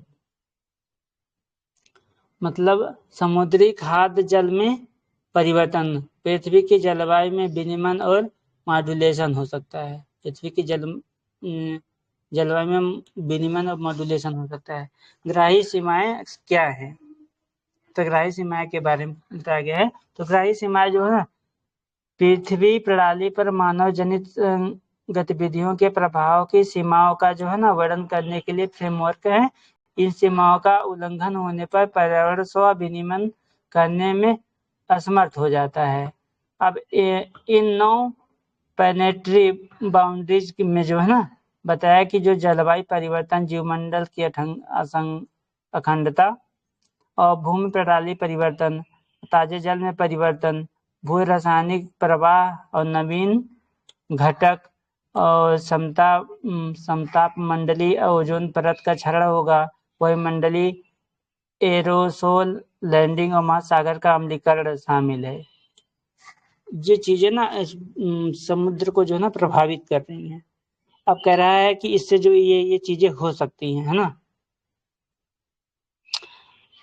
अब ये जो प्लैनेटरी बाउंड्रीज मानव और मानवता को ना जीवन सहायता प्रदान करती है। इसकी जो है सीमा में रहते हुए जो मानव ना उनके आने वाली पीढ़ियां विकसित हो सकती हैं व फल फूल सकती हैं। एक हालिया अध्ययन के अनुसार जो है ना 9 में से 6 प्लैनेटरी बाउंड्रीज जो है मानव जनित गतिविधियों के कारण उल्लंघन हुआ है। अब देखेंगे कार्बोनेट कंपनसेशन डेप्थ है ना। तो इसमें बताया गया कि एक अनुसंधान में बताया गया कि जो कार्बोनेट कंपनसेशन डेप्थ है उसका जो है ना का विस्तार हो रहा है। तो जो कार्बोनेट कंपनसेशन के बारे में क्या है ये, तो यह जो है ना समुद्र यह समुद्र की वह गहराई है जिस पर कैल्शियम कार्बोनेट की जल सतह से आपूर्ति दर इसके घुलने की दर के बराबर होती है ना। जो कैल्शियम कार्बोनेट की जल सतह से आपूर्ति दर है वो इसके घुलने की जो दर के ना बराबर होती है।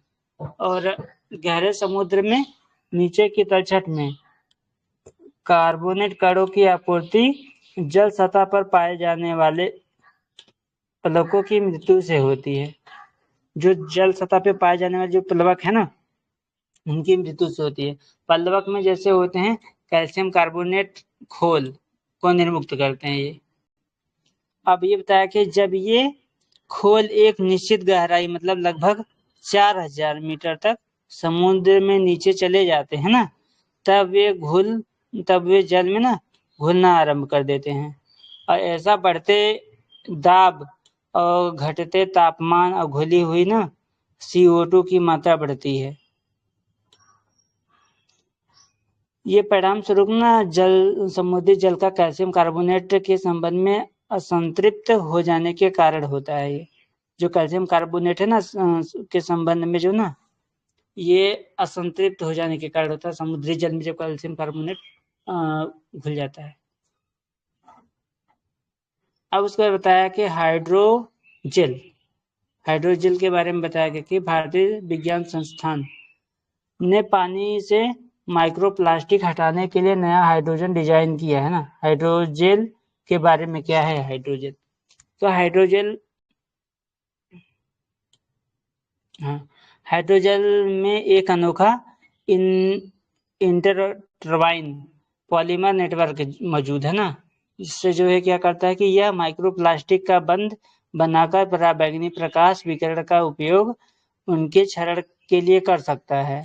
इस हाइड्रोजेल में 3 अलग अलग ना पॉलीमर परतें हैं। ये परतें जो है ना चिटोसन और पॉलीविनाइल अल्कोहल और पॉलीएनिलीन होता है ना ये। और उसके बाद है उपयोग में बताया क्या हाइजीन प्रोडक्ट्स में चिकित्सा के क्षेत्र में है ना। हाइड्रोजन जो प्रोडक्ट्स है उसको टूथपेस्ट हो या चिकित्सा के क्षेत्र में जो कॉन्टैक्ट लेंस हो, ड्रग डिलीवरी सिस्टम हो, औद्योगिक स्नेहक हो, एयर कंडीशनिंग हो, उसमें ये यूज होता है ना। अब होते हैं बायोप्लास्टिक के बारे में। तो बायोप्लास्टिक जो है ना नागालैंड के कुछ लघु किसान जो है ना नागालैंड के कुछ लघु किसान जो है ना प्लास्टिक की जगह कसावा स्टार्च से बने बायोप्लास्टिक बैग का इस्तेमाल कर रहे हैं वो लोग, है ना। तो जो बायोप्लास्टिक बाद में ना खाद बन जाता है। ये मतलब इन्होंने एक विकल्प निकाल लिया है प्लास्टिक का। जो सिंगल वे प्लास्टिक है ना उससे अच्छा ये बता रहे हो ना कि जो कसावा स्टार्च से बने जो बायोप्लास्टिक बैग है ना उसका इस्तेमाल वो लोग करते हैं। बाद में जो है ना बायोप्लास्टिक के बाद ना ये खाद में परिवर्तित हो जाते हैं। अब बायोप्लास्टिक के बारे में हम देख लेते हैं ये क्या है ना। यह जैव आधारित पॉलीमर है। इसका उत्पादन सूक्ष्म जीवों की उपस्थिति में कार्बोहाइड्रेट वनस्पति तेल सहित नवीकरणीय संसाधनों में से किया जाता है। इससे सूक्ष्म जीव मतलब कवक, बैक्टीरिया और यीस्ट है ना द्वारा निम्नीकृत किया जा सकता है। इस प्रक्रिया में CO2 जल और बायोमास का उत्पादन होता है। इसमें जो है ना कृत्रिम प्लास्टिक जैसे जो है भौतिक गुण होते हैं। जैसे जो अभी कृत्रिम प्लास्टिक जो होते हैं ना उनकी तरह ही इनका भौतिक गुण होता है। इसका जो है कार्बन फुटप्रिंट काफी कम होता है। इस कारण जो ना यह इस प्लास्टिक का बेहतर विकल्प साबित हो सकता है। मतलब प्लास्टिक का जो है ना ये बेहतर विकल्प साबित हो सकता है जो भी पॉलीथीन वगैरह प्लास्टिक वगैरह चल रहा है, क्योंकि ये इसका वेस्ट जो है वो खाद हो जाएगा। अब स्टील स्लैग के बारे में बताया गया है। स्टील स्लैग जो है ना हाँ बताओ। नहीं बता देता हूँ थोड़ा सही है उसके बाद फिर बताना।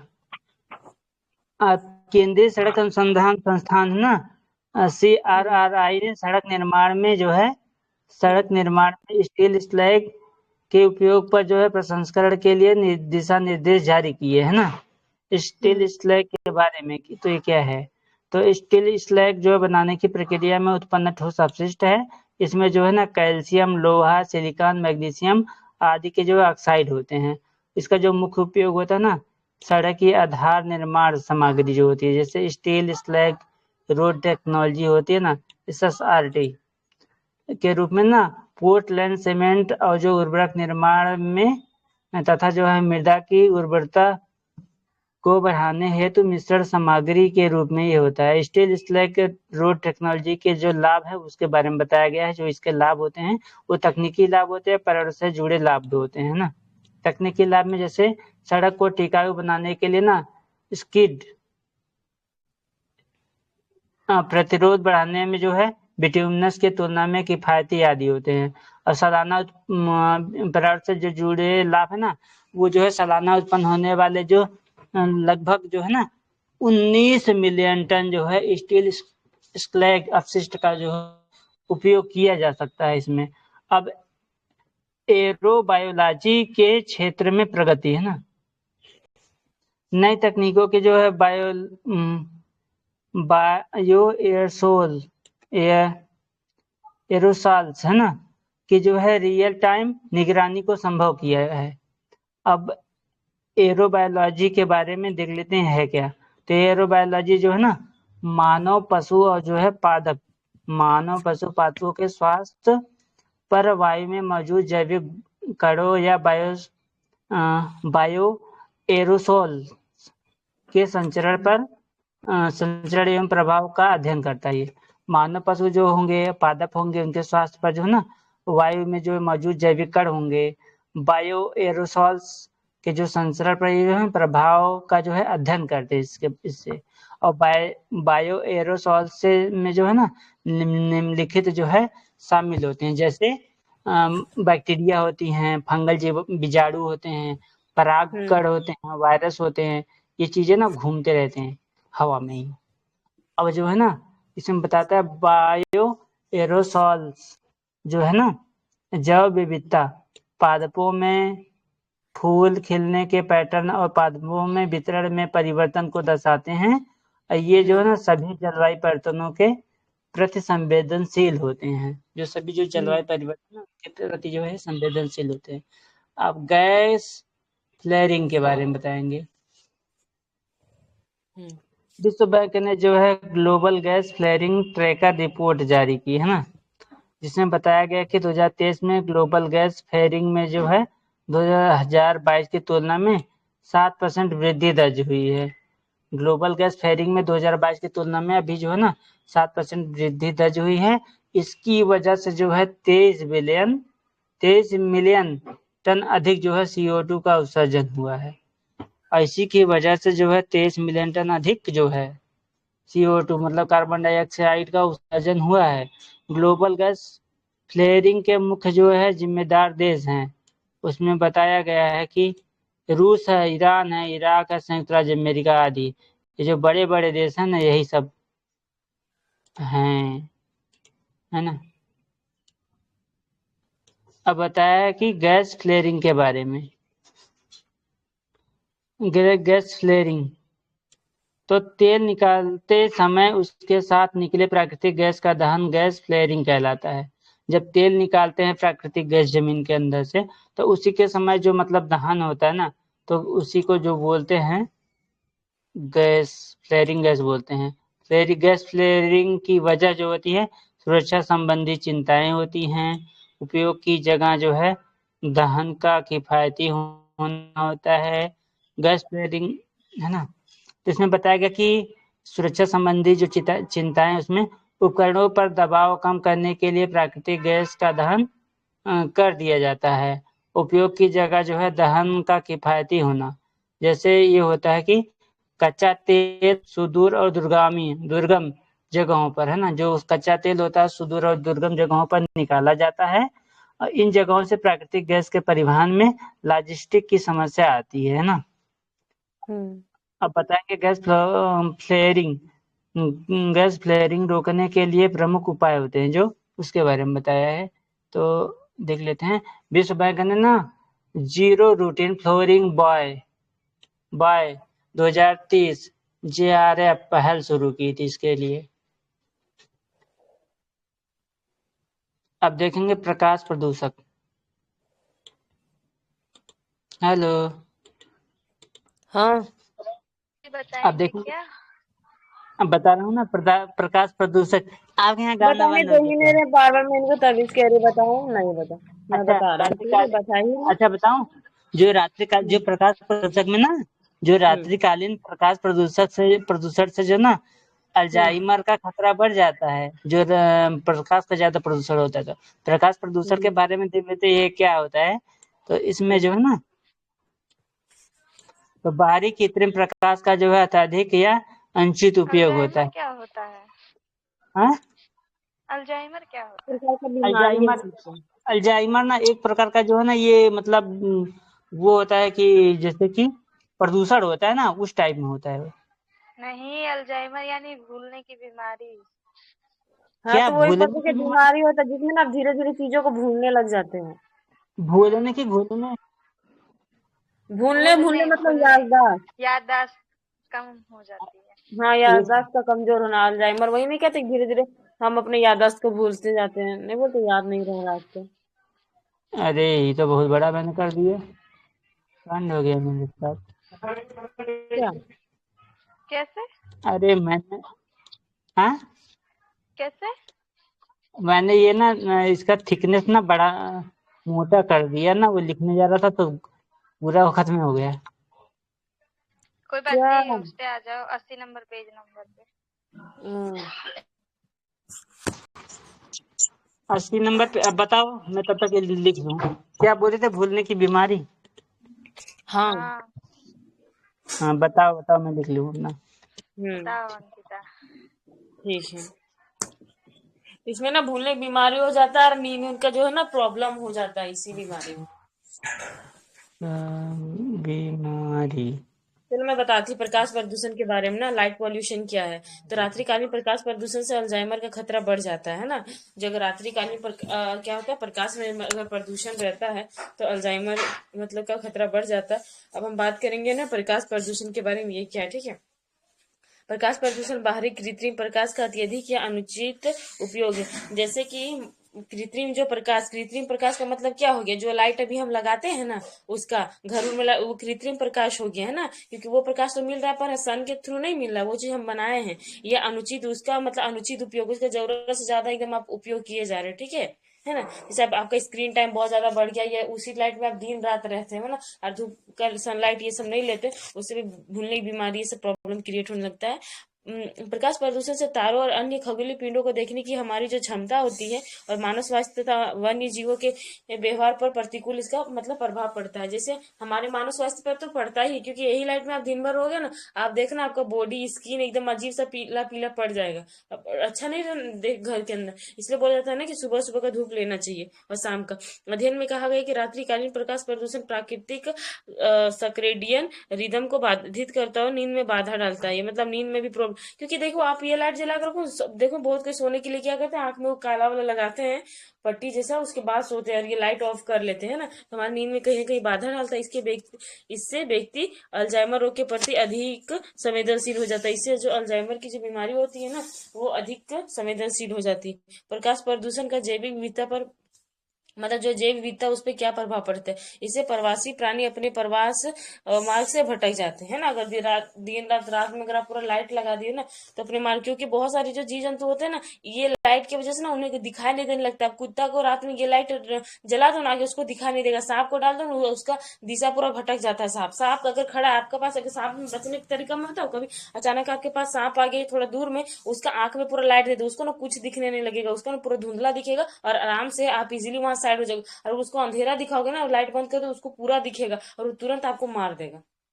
और जैसे कुत्ता उत्ता की बात करो, अचानक उनके आंख में, जैसे आप कोई टॉर्च उर्च जलाओ ना, और उनके आंख में पड़ेगा, देखना अजीब सा उनका आईज का जो कलर होता है ना, वो दूसरा रंग का हो जाता है ना। तो बहुत सारे जो जीव जंतु होते हैं ना, कृत्रिम लाइट को ना बर्दाश्त नहीं कर पाते हैं, उनको दिखाई नहीं देता इस लाइट से।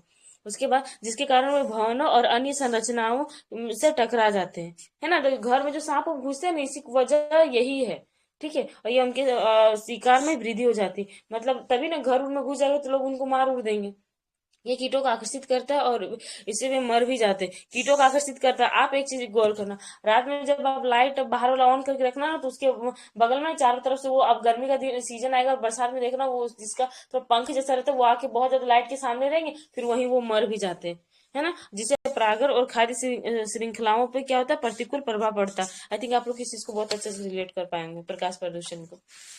अब हम बात करेंगे बायो बिटुमेन के बारे में, है ना। ये क्या है, केंद्रीय परिवहन मंत्री ने राष्ट्रीय राजमार्ग 44 के नागपुर मनसर बाईपास सेक्शन पर बायो बिटुमेन से बने भारत के पहले राष्ट्रीय राजमार्ग का उद्घाटन किया। ठीक है, अब हम बात करेंगे जो बिटुमेन है ना, वो क्या है, ये कार्बनिक तत्वों से बना होता है।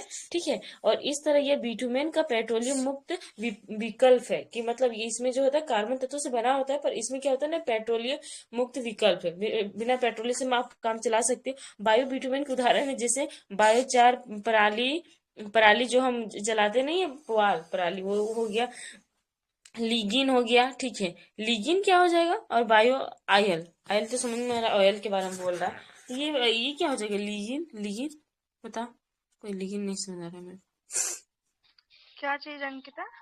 लीगिन से तो लीगिन, ये बोल रहा ना, पराली, लीगिन। पराली लिगिन, पराली तो जानती हूँ लेकिन लिगिन का नहीं पता है। हाँ वही तो, पराली तो जानती है, पुआल को जलाते हैं ना, तो पराली। हाँ हाँ हाँ, जब खेत हम्म। हट जाता है, कट जाता है तब। लेकिन सब बोल रहा है यहाँ हिंदी में प्रचलित नहीं, लॉगिन में कि चैनल कर दीजिए, लॉगिन बोल रहा है, पासवर्ड का अलग है। देख लेना, अगर तुम्हें पता हो बता देना, ठीक है। अभी तो इसमें मैं ठीक है। उसके बाद बिटुमेन कच्चे तेल के आसवन से प्राप्त एक काला पदार्थ है, जो बिटुमेन है ना, वो क्या, कच्चा जो तेल होता है ना, जैसे कच्चा तेल में क्या क्या आ जाएगा, पेट्रोलियम आ जाएगा। ठीक है, वो सब रिफाइनरी से सब कच्चा तेल में आ जाता है, और उससे प्राप्त एक काला पदार्थ है, ये चिपचिपा प्रकार का होता है। आप देखते हैं ना चिपचिपा तेल, वो सब जो पेट्रोलियम, ये सब जो डीजल नहीं होता है सिस्टर, वो सब चिपचिपा रहेगा, छुओगे ना आप, अजीब सा चिपचिपा लगेगा। इसका उपयोग मुख्य रूप से सड़क बनाने और जलरोधक बनाने में प्रयोग किया जाता है। जैसे आप एक अलकतरे का भी देख सकते हो ना, सड़क बनाने में उसका उपयोग किया जाता है, अलकतरे का जो ब्लैक ब्लैक होता है ना, जो उसके जब सड़क बनाते हैं ना, उसके मतलब उसको बांधने का कोशिश करता है ना, ज्वाइन करता है अच्छे से। उसके बाद लाभ, बिटुमेन की आयात में कमी आएगी, है ना। इसके क्या क्या लाभ है, उसके बाद पराली जलाने की समस्या से निजात मिलेगी, बायो इकोनॉमी को बढ़ावा मिलेगा, और सड़क निर्माण के लिए अन्य सावधानीय तरीके जैसे कॉपर स्लैग, जियो टेक्सटाइल, कोल्ड एस्फाल्ट मिश्रण आदि मतलब हो सकते हैं। ठीक है, अब हम बात कर लेंगे ना व्हाइट कैटेगरी इंडस्ट्रीज के बारे में, कौन कौन से जो इंडस्ट्री जो व्हाइट कैटेगरीज में आएंगी। व्हाइट कैटेगरी सेक्टर्स को अब वायु प्रदूषण निवारण नियम अधिनियम 1981 और जल प्रदूषण निवारण अधिनियम 1974 के तहत स्थापित व संचालित करने के लिए राज्य प्रदूषण नियंत्रक बोर्डों की पूर्व अनुमति की आवश्यकता मतलब नहीं होगी, इसकी आवश्यकता नहीं है। ठीक है, इसको संचालित करने के लिए इसके बारे में हम बात करेंगे। जैसे राज्य बोर्डों की मंजूरियों को आधिकारिक तौर पर स्थापना की सहमति और संचालन की सहमति कहा जाता है। ऐसी मंजूरी उन लोगों को विनियमित करने के लिए दी जाती है जो अपशिष्टों को बहाते हैं या पर्यावरण प्रदूषण को क्या करते हैं, उत्सर्जित करने का काम करते हैं। वो व्हाइट कैटेगरी के उद्योगों को स्व घोषणा के माध्यम से राज्य प्रदूषण नियंत्रण बोर्ड को सूचित करना होगा। व्हाइट कैटेगरी सेक्टर्स के बारे में कौन कौन से आएंगे। केंद्रीय प्रदूषण नियंत्रण बोर्ड उन उद्योगों को व्हाइट कैटेगरी के रूप में वर्गीकृत करता है जो प्रदूषण नहीं फैलाते हैं, मतलब जो प्रदूषण फैलाने का काम नहीं करते हैं, उनको क्या करता है, व्हाइट कैटेगरी के रूप में वर्गीकृत किया जाता है। 1 मिनट गाइस, थोड़ा सा रुक जाइए प्लीज, 1 मिनट, मेरा जरूरी कॉल आ रहा है थोड़ा सा। ओके, मैं बता देती हूँ तब तक। तो ये जो है ना, केंद्रीय प्रदूषण नियंत्रण बोर्ड जो है ना, उन उद्योगों को जो है ना वाइट कैटेगरी के रूप में वर्गीकृत करता है, जो मतलब पोल्यूशन वगैरह नहीं फैलाते हैं। ऐसे सेक्टर्स में ना पवन और सौर ऊर्जा जो परियोजनाएं हैं, एवं जो एयर कूलर की असेंबलिंग है, साइकिल असेंबलिंग वगैरह जो होती है ना, एक ही उत्पाद को बार बार यूज करना है ना, उसकी साइकिलिंग असेंबलिंग वगैरह जो चीजें होती हैं, और जो साइकिल बनाने वाली फैक्ट्रीज वगैरह नहीं होती, वो कहाँ मतलब कि पोल्यूशन छोड़ती हैं, तो वो सबको जो है ना इसी में रखा जाता है। अब जो है प्रदूषण सूचकांक स्कोर के पर जो है ना आधार पर जो है ना औद्योगिक क्षेत्र का जो है ना वर्गीकरण जो है ना किया गया है। हाँ बताओ अंकिता। थोड़ा जरूरी था, मेरे पापा का कॉल आ गया था ना। हाँ, उसके बाद ऐसे सेक्टर्स में पवन और सौर ऊर्जा परियोजनाएं, एयर कूलर की असेंबलिंग, साइकिल असेंबलिंग आदि मतलब शामिल किए गए। अब यहाँ पे देखो कितने अच्छे से डायग्राम दिया गया है कि प्रदूषण सूचकांक स्कोर के आधार पर औद्योगिक क्षेत्र को का किस प्रकार से वर्गीकरण किया गया है। जो श्वेत अभी श्रेणी की बात करेंगे, हरित श्रेणी है ना, लाल श्रेणी, नारंगी श्रेणी, किसको कौन कौन से प्रदूषण को रखा गया। तो श्वेत श्रेणी मतलब जो सफेद श्रेणी है ना, उसमें जो व्हाइट हम अभी बात कर रहे थे कैटेगरी, तो न्यूनतम या बिना प्रदूषण प्रभाव, जिसका मतलब प्रदूषण सूचकांक 20 तक आने वाले क्षेत्र जैसे पवन और सौर ऊर्जा संयंत्र। तो ऐसे पूछ सकते हैं कि श्वेत श्रेणी के अंतर्गत कौन कौन से आएंगे। तो पवन आएगा और सौर ऊर्जा संयंत्र, ये 20 जैसे प्रदूषण का सूचकांक होता है बहुत को देखो 250 से 300, ये सब जो होता है ना 20 सूचकांक से कम वाले क्षेत्र को बोलते हैं। हरित सूचकांक में आ जाएंगे कम से कम मध्यम प्रदूषण प्रभाव, जैसे चावल हो गया और आटा मिल से, ये सब होता है मध्यम, जैसे 21 से 40 तक। अब हम बात करेंगे लाल का क्या होता है, उच्च प्रदूषण प्रभाव 60 और उससे अधिक वाले औद्योगिक क्षेत्र, जैसे खनन करते हैं ना, तो उससे।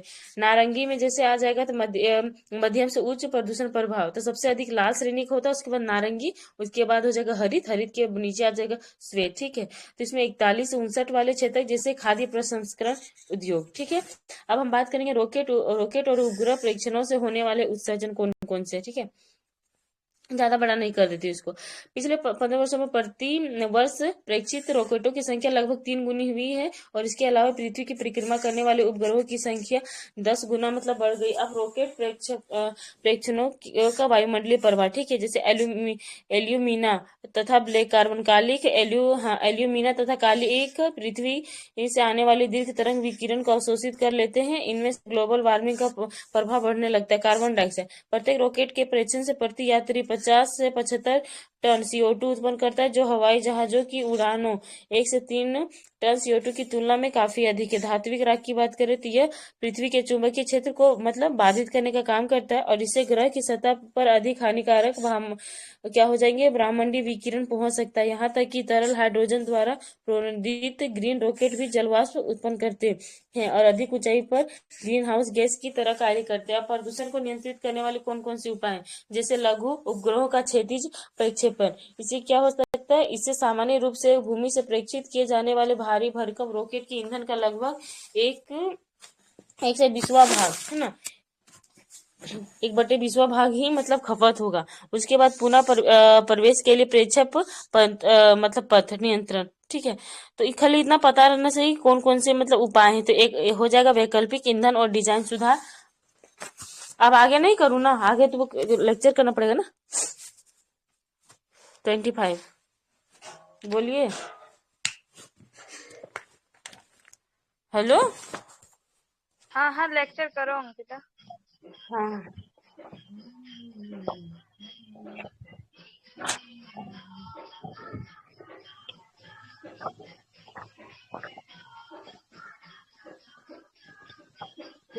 बहुत अच्छा लग रहा है।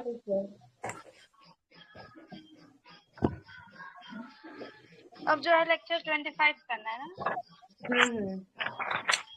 हाँ, तो कल मतलब कल तो हम लोग अच्छे भैया बहुत अच्छे से बताए थे। आज हम लोग को बात करना है ना 25 में राष्ट्रीय वन्यजीव कार्य योजना के बारे में, 21 में रिकवरी प्रोग्राम के बारे में। ठीक है, उसके बाद साइट्स के बारे में हम लोगों को बात करनी है। ओके, कल वाला मैं रिपीट नहीं ना करूँ, आज का ही स्टार्ट कर देती हूँ। ठीक, नहीं आज ही का कर दो। ठीक है, तो राष्ट्रीय वन्यजीव कार्य योजना के बारे में बात करेंगे। तो इसमें मतलब इंट्रो में बात करें है ना, तो अभी तक मतलब 3 जो है वन्यजीव कार्य योजना चलाई जा चुकी है। जैसे एक 1983 में बना था, ठीक है, एंड क्या वर्ल्ड लाइफ ये क्या, अच्छा हाँ 1 2, तो एक 1983 में बनाया गया था। तो ऐसे क्या लिखा है सर, हाँ हाँ, NWLAP1 है ना, और एक 2002 में चला था, मतलब 2002 से लेके 2016 तक चला था NWLAP2, और 2017 से 31 में चला था NWLAP3। ठीक है, हाँ, उसके बाद इसके उद्देश्य की बात करें ना, तो प्राथमिकताएं इसकी मतलब तय करना है ना, कि मतलब जो किसी भी मतलब कोई भी राष्ट्रीय वन्य जीव कार्य योजना है ना, इसके मतलब क्या प्राथमिक उद्देश्य होने चाहिए, ठीक है। मतलब कैसे हम उनको सुरक्षित करेंगे इसके बारे में तो हम देखेंगे ना, उनका संरक्षण करना। तो पहले ये तो हम डिसाइड करेंगे ना कि किनको हमको प्राथमिकता देना है।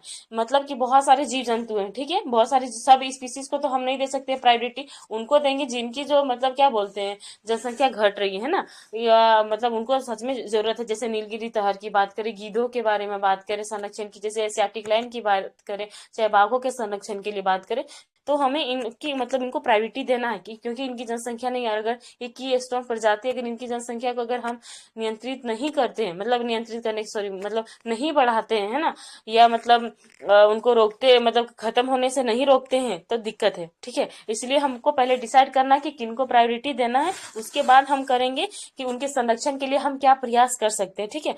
तो उसके लिए हम दिशा निर्देश जारी करेंगे कि हाँ मतलब उनके बारे में पहले हम ये देखेंगे कि कहाँ कहाँ पे वो प्राकृतिक रूप से मतलब पहले पाए जाते थे, ठीक है। या उनके लिए मतलब कोई पहले जो कोई भी जीव जंतु थी उसको मतलब समझेंगे, कोशिश करेंगे कि मतलब वो कितने डिग्री सेल्सियस तक मतलब क्या बोलते हैं क्लाइमेट को कैसे ऑब्जर्व कर सकता है, कहाँ पे वो सर्वाइव कर सकता है, सारी कंडीशन को हम देखेंगे, उसके हिसाब से हम दिशा निर्देश बनाएंगे। और संरक्षण प्रयासों का अप्रोच तरीका तय करना कि मतलब हम कैसे क्या करेंगे, उसके लिए एक होता है ना किसी चीज को करने से पहले हम उसकी रणनीति बनाते हैं, तो कितने एरिया को कवर करना है, उसके बाद एरिया कवर करेंगे तो उसके सुरक्षा के लिए हम क्या क्या मतलब बाउंड्रीज बनाएंगे, ठीक है।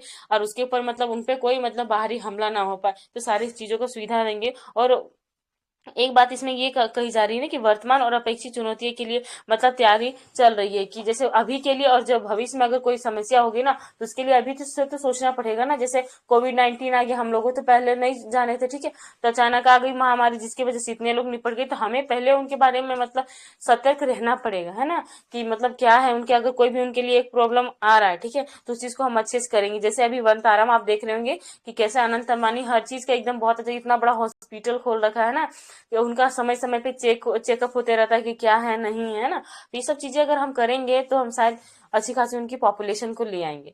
उसके बाद यहाँ थर्ड NWLFP की बात करता है, तो इसमें इसको अक्टूबर 2017 में अपनाया गया और 2016 में एक विशेषज्ञ समिति का मतलब गठन किया गया इसके लिए। जैसी जो काला थे ना उनके मतलब उनकी अध्यक्षता में ये गठित की गई थी। और थर्ड जो NWLFP का जो मतलब क्या होता है ड्राफ्ट, है ना, ड्राफ्ट हुआ था 2017 में वन्यजीव में राष्ट्रीय बोर्ड की मंजूरी मतलब ली गई थी। और ये अनिवार्य है वन्यजीव मतलब राष्ट्रीय बोर्ड की अनुमति लेने के लिए ना, किसी भी जैसे कि क्षेत्र को आप बोल रहे हैं ना कि ये राष्ट्रीय वन्यजीव मतलब अभ्यारण्य होगा, ठीक है, इसके कार्य योजना के अंतर्गत ला रहे हो, तो उसमें राष्ट्रीय बोर्ड की मंजूरी की आवश्यकता होती है, अनिवार्य आपको लेना ही पड़ेगा। उसके बाद अब हम बात करेंगे थर्ड जो NWLFP के क्या कैसे कौन कौन से प्रावधान थे, ठीक है, क्योंकि आप फर्स्ट सेकेंड का देखोगे ना तो उसका था, क्या पर अभी उतना करंट में नहीं। क्या? 1 मिनट रुक जाना, तो वो रिकॉर्डिंग तो बंद नहीं किए थे ना, तो एक ही में आ जाएगा, तो पूरा सुनना पड़ जाएगा। बंद अलग से कर देता हूँ थोड़ा सा।